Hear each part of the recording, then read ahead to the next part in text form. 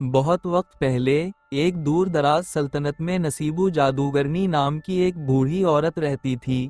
لوگ اس سے ڈرتے تھے کیونکہ وہ جنگل میں اکیلی رہتی تھی، جہاں عجیب و غریب مخلوقات اور جادوئی طاقتیں اس کا ساتھ دیتی تھیں۔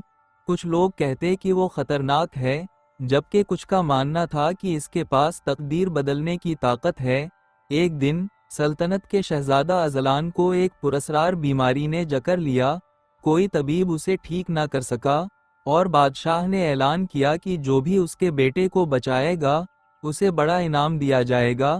یہ سن کر نصیبو محل پہنچی۔ اس کا لمبا سیاہ چکا زمین پر بہہ رہا تھا۔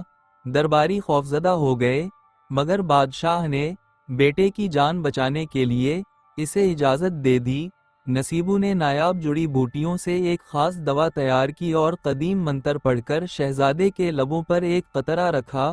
شہزادے کے جسم نے ایک جھٹکا لیا، سب سانسیں روک کر دیکھنے لگے، ڈر کے مارے کسی کو کچھ سمجھ نہیں آ رہا تھا۔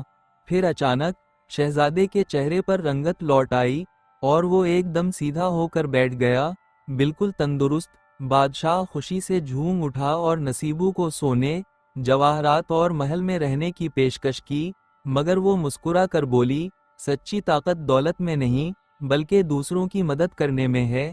یہ کہہ کر وہ واپس جنگل کی طرف چل دی۔ اس دن کے بعد لوگ نصیبو سے ڈرنا چھوڑ کر اس کی عزت کرنے لگے۔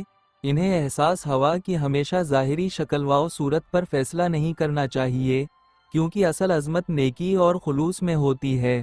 بادشاہ نے اعلان کیا کہ آئندہ کوئی بھی کسی کو بنا جانے پرکھے نہیں پرکھے گا، کسی کو اس کے ظاہری حلیے سے مت جانچو، اصل بڑائی نیکی اور بے غرضی میں ہوتی ہے۔